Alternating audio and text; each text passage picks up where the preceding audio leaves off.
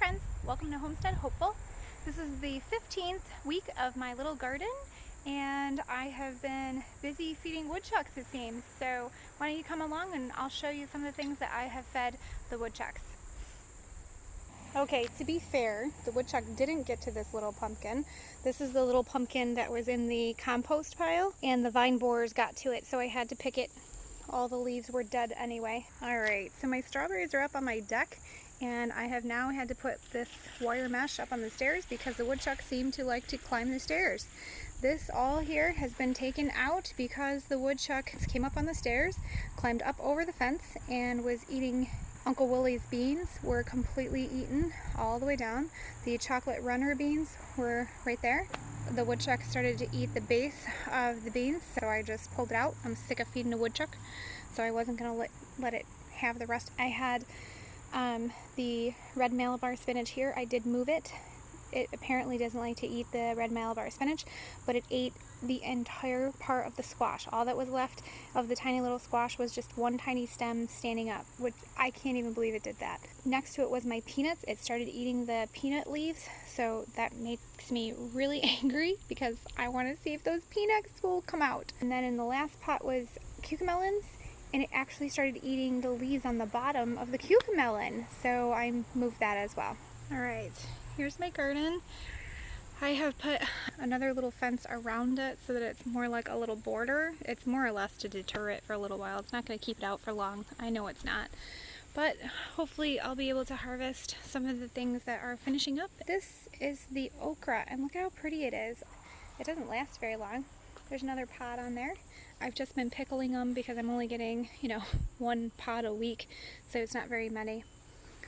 Super Sweet is doing well. I just topped off all of the tomatoes so that they will finish ripening the tomatoes that are on it. The Kajari, I finally removed it, but then look, I found I have another one right there. The other one right here started to get a little soft, so I pulled it off. I haven't opened it up yet. I'm just hoping that it's still good. Cosmos are still looking really pretty. Same thing with the nasturtium. When you walk in this part right here, when you walk around the garden, it smells so pretty. I had no idea nasturtiums smelled so lovely. So the woodchuck has not realized yet that the tomatoes hang over, or else I'm sure it would eat it. So I'm sure it's just a matter of time. I guess, I'm limited in how much I can do. I can't spend the money for an electric fence this year, so that's kind of it. Like I said with the tomatoes, they've all been topped. I've got tons and tons of tomatoes that are still growing. I'm still harvesting basil off the bottom here, and I have one more pot over there. I've got cucamelons over there. They are doing really well. I've gotten a lot of those too. Again, I like those mostly just pickled. I don't really like eating them fresh. My daughter likes them, so she'll eat some of them, but most of them just get pickled. My peppers, these are the ones that I grew, and as you can tell, this pepper plant is starting to grow more peppers.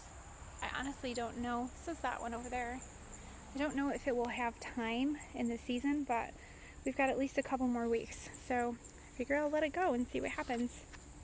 I have a few more slicer tomatoes. These are the delicious tomatoes, just one of them, but the wind did some damage to this one. It bent over the stems because they weren't supported high enough, but I still have a couple of tomatoes. I'm hoping they're not going to be very large, but they might ripen.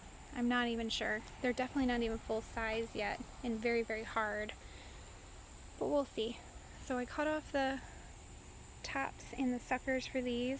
I topped them all, so hopefully it'll work on just ripening them. I thought that I put peas in the bottom of these. Those definitely are not peas. Those are green beans. And the slugs have eaten them terribly. And I have noticed that all of my containers have slugs and snail issues. The bed does not. And I mentioned this before, but I put copper tape around the edge of the raised bed, but I didn't put any on my pots. So clearly it's worth putting it maybe around the rim, the bottom, or even the top of all of the raised containers to keep the slugs out, because they've done quite the damage. I have a little bit of dill in this container. It's popping up. that was planted a couple weeks ago.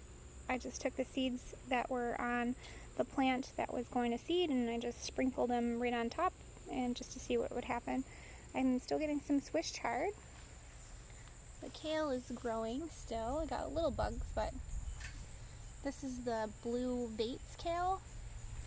It is not doing quite as well as the other kale variety, but we'll see. Again, I thought I planted peas. They're not peas. They're green beans. Yeah. And then, here's my peanuts. Look at what that stupid woodchuck did to my peanut plant. Oh, isn't that awful?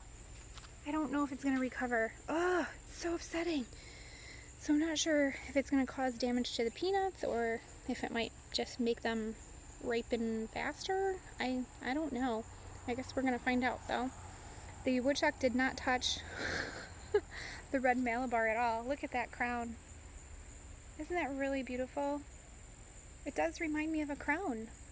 And the funny thing is I haven't really eaten any of it because it took so long to even grow to begin with that there was nothing really to pick for the longest time. And now that it's growing, I think it's too beautiful to eat. I love it. Crown of the garden. The cucumber melon is next to it. It's kind of hard to see it because there's not much there. The woodchuck ate a lot of the tiny little leaves. The little leaves must be a little softer and taste better because it ate the leaves, the tiny leaves, and not the big ones. Actually, it ate some of the ones on the bottom, so those must have been bigger too. It's crazy. See, look at that. Stupid woodchuck. Seriously, I'm so done with woodchucks. But I'm still getting a few cucumber melons, so I figured I'd just pull it inside the garden because I think it's a little bit safer in here now that we've got some more fencing around it. I don't know. It's honestly probably just a matter of time before it comes in. I have a couple more tomatoes that are sharing the pot with the honey nut squash. So the honey nut squashes, I trimmed a couple of the leaves off the top, so that's why you're seeing these. They were just leaves that were looking kind of poorly.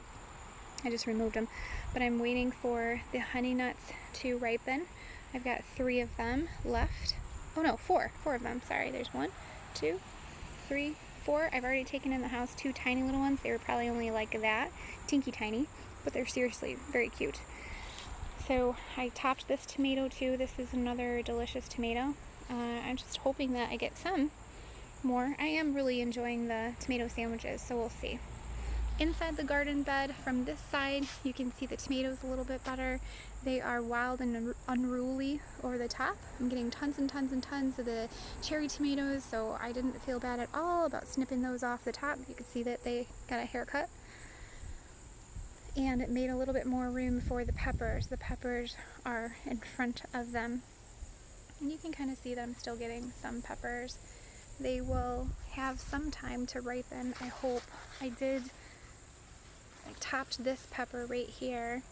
I topped that one so that hopefully it has some time to ripen. I got 2 more banana peppers that I pulled off. I've got another purple pepper there. It is starting to get a little bit bigger. I think that one that I had to pull because it was starting to soften was just because the temperatures were so up and down and it didn't have a chance to ripen. But you can see a lot of green back there, a lot of peppers.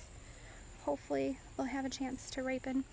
Salad tomatoes there. Oof, I'm waiting for those. I got 1 off of it today, but it's been, gosh, 5 days since I've had a ripe salad slicer. So they're almost done. But hopefully topping them off a little bit will help ripen the rest that's on there. I got quite a bit of sauce and things from it, so I can't be sad, but it is kind of sad knowing that the fresh tomato sandwiches are going to be done for the season.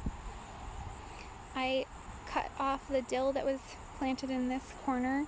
As you know, woodchuck ate all green beans there. There was one little plant that there survived, and I pulled one lone green bean off of it today.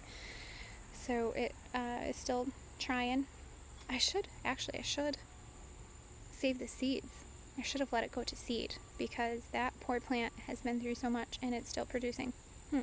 That's an interesting thought. Lavender is doing very well. Look at, aww.